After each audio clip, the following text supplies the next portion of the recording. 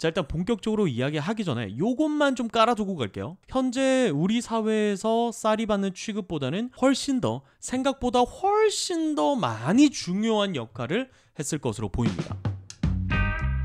안녕하세요. 오늘도 하나 배우겠습니다. 내일은 민천재입니다.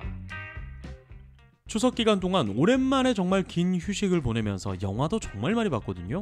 특히 전우치를 보면서 궁금한 게 생겼어요. 강동원 씨가 어떤 한 주먹에서 싸우는데 거기가 막 부서지고 막 난리도 아니었어요. 다 싸우고 나가려고 하니까 주인이 와서 다 부셨으니까 돈을 달라. 거기서 강동원 씨가 얼마를 주면 되겠느냐라고 물어보니까 20냥을 달라라고 얘기를 하더라고요. 여기서 궁금한 게 생겼어요. 저기 저 20냥이 도대체 어느 정도인가? 이 나무로 만든 구조물 좀 부서지고 평상 좀 부서졌는데 20냥이면 어느 정도 가치일까? 이게 좀 궁금하더라고요. 그래서 제가 알아봤습니다. 자, 오늘의 주제는 조선시대 화폐는 어느 정도의 가치를 가지고 있었던 것인가 입니다. 렛츠고!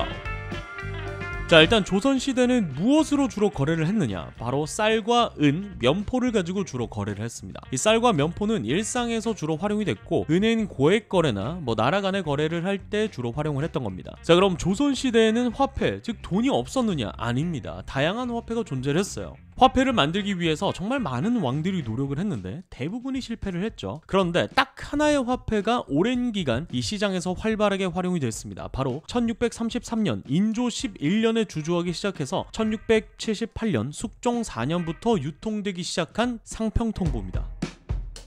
자, 일단 본격적으로 이야기하기 전에 요것만 좀 깔아두고 갈게요. 당시의 화폐 가치를 정확하게 알기는 거의 불가능하기 때문에 어느 정도의 기준을 설정하고 갈 필요가 있습니다. 여러 기준을 설정할 수가 있겠지만 조선시대에는 쌀이 먹거리이기도 했지만 주요 거래 수단이었기 때문에 쌀을 기준으로 알아보려고 합니다. 그런데 이 당시의 쌀의 가치와 현재의 쌀의 가치는 너무나 차이가 커요. 왜냐면 당시에 먹거리가 부족하기도 했고 약품이나 기계 없이 오롯이 사람들이 다 했기 때문에 현재 우리 사회에서 쌀이 받는 취급보다는 생각보다 훨씬 더 많이 중요한 역할을 했을 것으로 보입니다. 그래서 현재의 쌀과 과거의 쌀을 비교할 수는 없지만 당시와 현재를 가늠할 수 있는 어떤 비교 대상군이 많지가 않고 우리 피부에 직접 와닿는 쌀로 비교하는 것이 가장 좀 좋지 않을까 싶어서 이렇게 비교하는 점 양해 부탁드리겠습니다. 자, 그럼 지금부터 상평통보의 가치에 대해서 한번 알아보도록 하겠습니다. 일단 상평통보의 단위는 문이었습니다. 이걸 푼이라고도 불렀는데, 그러니까 1문이 1푼인 거예요. 10푼이 한 전이 되는 거고요. 10전이 한 양이 되는 거고 10냥이 한 관이 되는 겁니다. 그러니까 우리에게 좀 익숙한 단위 푼으로 설명을 하면 10푼은 한 전이고 100푼은 한 양이고 1000푼은 한 관이라고 생각을 하시면 되겠죠. 자, 그러면 20냥은 현재의 가치로 얼마일까? 이 당시의 나라에서 공식적으로 물품의 가격을 정한 상정가라는 게 있다고 합니다. 거기서 쌀 한 섬은 5냥과 같은 가치였다고 해요. 당시의 쌀 한 섬은 현재 쌀 144kg 정도가 되고 현재 영상을 만들고 있는 시점인 10월을 기준으로 쌀 20kg이 68,000원 정도 하니까 와, 쌀값 정말 많이 올랐네. 왜 이러냐? 너무 올랐네. 원래 5만원대, 비싸도 6만원까지 가진 않았던 것 같은데. 여튼 이 영상을 만들고 있는 10월 8일을 기준으로 전국 평균 쌀값이 68,000원이래요. 자, 이걸 기준으로 계산을 해보면 68,000을 20으로 나누면 1kg에 3,400원 정도가 나옵니다. 여기에 144를 곱하면 489,600원. 그러니까 쌀 한 섬이 489,600원 정도 된 거예요. 이걸 계산하기 편하게 그냥 49만원이라고 할게요. 자, 그리고 이게 5냥이라고 했으니까 한 냥에 98,000원 정도가 된 거예요. 자, 그러면 이걸 기준으로 다시 한번 더 봅시다. 한 푼은 980원이 되는 거고 한 전은 10푼이니까 9,800원, 한 양은 100푼이니까 98,000원, 한 관은 1000푼이니까 98만원. 그러니까 당시 상평통보 한 개의 가격의 기준은 980원 정도 된다. 이렇게 볼 수가 있겠네요. 이게 전우치에 나오는 20냥이라는 말은 196만원 정도 된다라는 겁니다. 이 정도가 196만원 너무 바가지가 아닌가라는 생각이 들기도 하네요. 근데 또 이제 수작업으로 만드는 거다, 그리고 또 당시에 재료가 귀했던 걸 생각하면 이해는 할 이해 정도는 될 만하네요. 그리고 장사 못하는 기간도 생각해야 되니까.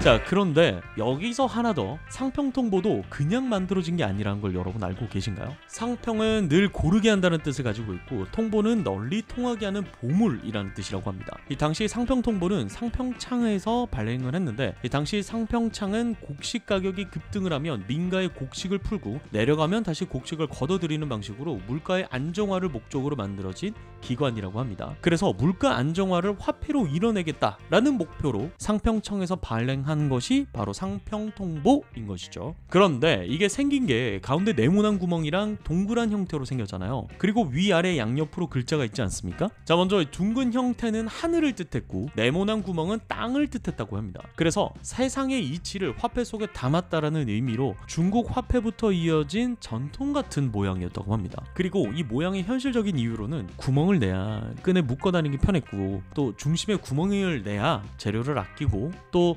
만들고 난 뒤에 다듬기가 좀 편리했다고 합니다. 뭐 거기에 그냥 동그랗게 뚝뚝뚝 만들기가 좀 그러니까 의미를 여기저기 좀 붙인 게 아닌가 라는 생각이 들기도 하지만, 그리고 글자가 있잖아요. 요게 바로 이제 상평통보인데, 이 글자가 바로 국가공인화폐다라는 어떤 인증마크 같은 역할을 했다고 합니다. 오늘날로 치면 뭐 KC마크 정도 되지 않을까 싶네요. 아니면 한국은행 뭐 이런 건가?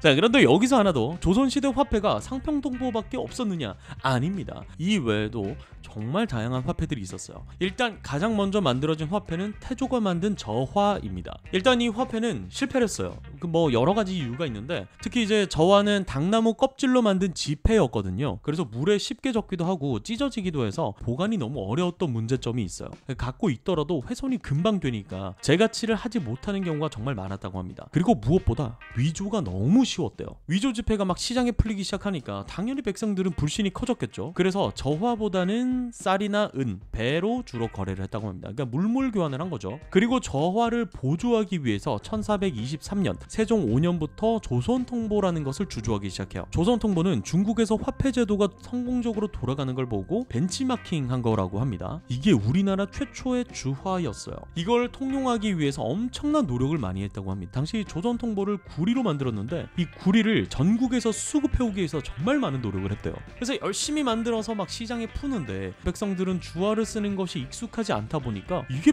뭐야 하는 반응이 정말 많았고, 여전히 신뢰를 얻지 못했던 거죠. 그러면서 가치는 점점 떨어지고, 이 조선통보 하나를 만드는데 재료값이 오히려 더 많이 들어가는 아이러니한 상황이 발생되기 시작합니다. 그리고 1445년 세종 27년이죠. 발행을 완전히 중단을 합니다. 그리고 이제 이게 중단이 되고 나서 남은 동전들은 민가에서 녹여서 구리 원료를 팔아먹기도 하고요. 당시에 부족한 구리를 수급하기 위해서 철폐된 사찰의 물건들과 불교의식에 활용되는 공예품에 들어간 구리까지 활용을 했다고 하는데, 그래서 이 조선통보가 영적 힘을 갖고 있다라고 해서 점을 칠 때 사용하기도 했다고 합니다. 이게 세종대왕님의 몇 안 되는 실패한 정책 중 하나라고 해요. 자, 여튼 시간이 흘러서 1633년 인조 11년이죠. 8분서 조선통보라는 것을 만들었어요. 이건 그냥 조선통보에서 글씨체를 8분 서체로 바꾼 건데, 세종 시기에 만든 조선통보와 구분하기 위해서 그냥 서체만 바꾼 거라고 생각하시면 됩니다. 이것도 실패를 했어요. 그 이유가 뭐 유통망이 좀 부족하기도 했고, 당시 공공기관에서도 크게 이걸 신경 쓰지는 않았다고 해요. 그래서 백성들한테도 그런 게 있었대? 이런 반응이었다고 해요. 한간에는 너무 희귀해서 수집가들의 워너비가 되었다. 이걸 수집하기 위해서 정말 뭐 노력을 많이 했다, 뭐 그런 이야기도 있더라고요. 그리고 이제 1678년 숙종 4년에 상평통보가 유통되기 시작하면서 조선도 제대로 기능하는 화폐를 가지기 시작한 겁니다.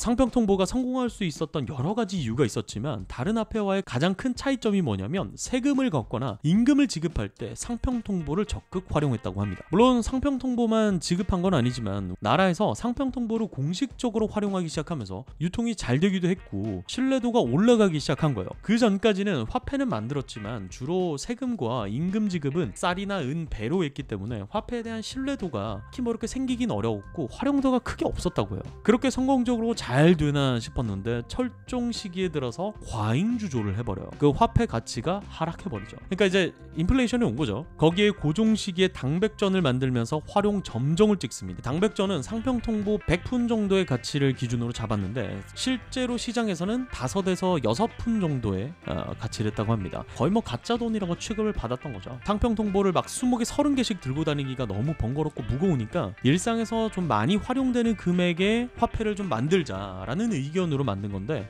당시엔 뭐 화폐나 인플레이션에 대한 개념이 잡혀있지 않았을 때라서 몰라, 그냥 큰 금액이 좋아 보여, 그냥 100분짜리 만들자, 뭐 이렇게 된 거예요. 그게 이제 우리나라 화폐 제도에 어떤 큰 영향을 끼친 사건 중에 하나라고 합니다. 여튼 그렇게 상평통보의 가치는 완전 박살이 나버려요. 그 외에도 뭐 상평통보가 가치를 잃어버린 여러 가지 이유가 존재를 하겠지만요. 그리고 1883년 이후 일본과 서구 화폐 제도를 받아들이기 시작하면서 지폐도 만들어지고 현재와 비슷한 화폐 제도가 만들어지기 시작합니다. 자, 이렇게 조선시대 화폐에 대해서 좀 알아봤는데, 뭐 앞서 말씀드렸지만 정확한 가치를 알 수는 없습니다. 단순히 그냥 어느 정도겠거니 하고 그냥 재미로 봐주셨으면 좋겠습니다. 자, 오늘의 이야기는 여기까지 하도록 하겠습니다. 저는 다음에 또 어디 가서 아는 척하기 좋은 이야기로 찾아오도록 하겠습니다. 다음에 또 만나요. 안녕.